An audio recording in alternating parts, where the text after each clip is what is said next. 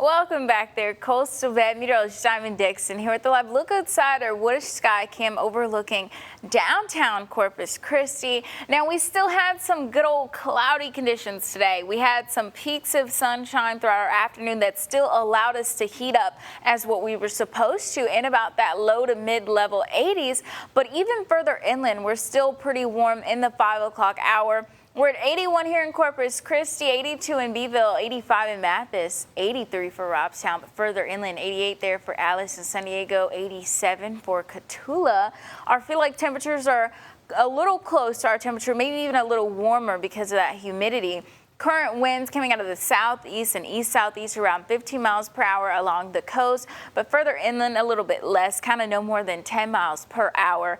After today, we're not going to see as much of some gusty winds headed into Monday, so we're going to watch our wind gusts come down into 2 a.m.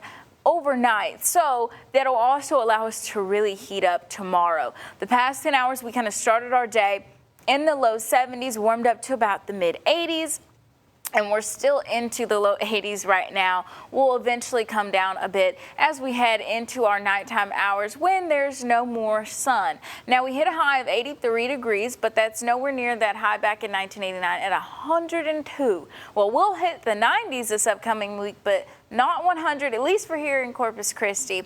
If we're looking at hour by hour, though, we're going to hang out in the 80s just until around 6 o'clock and then ride out the 70s there well until 11 p.m., 74 degrees, and into our overnight hours, 73. So we don't actually cool off too much, about 10 degrees less than what we are right now. And this is going to be that fog starting at 1 a.m. that's going to linger into our early morning hours.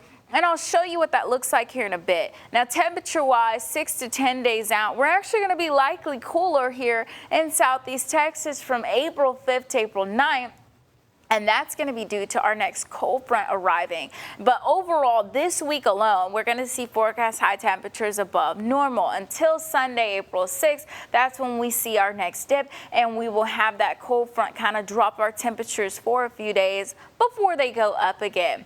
Now, we are muggy. We're actually going to stay in that very humid range this week, all week long until Friday with those elevated dew points. So it's going to feel muggy outside. Even with that fog, the air starts to feel pretty sticky. And you probably wonder, well, do we have rain coming back into the forecast? Not until the weekend. And that's what it's pretty much looking like for the next 6 to 10 days out, where then we will be wetter than normal. And that's a good sign for us because we're liking all this rain. So if we take a look at our chance of rain over the next 7 days, it really doesn't increase until that Saturday, where there will be some isolated showers. That next cold front actually moves through then on Sunday. So our visibility forecast for tonight, well, some of our neighborhoods are already impacted, like Port Aransas. But as we go a little bit further into 2 a.m., you could see widespread visibility reduction that will actually last a good point even until 7 a.m. But stick around. I'll have your 7-day coming up for you to plan your week ahead.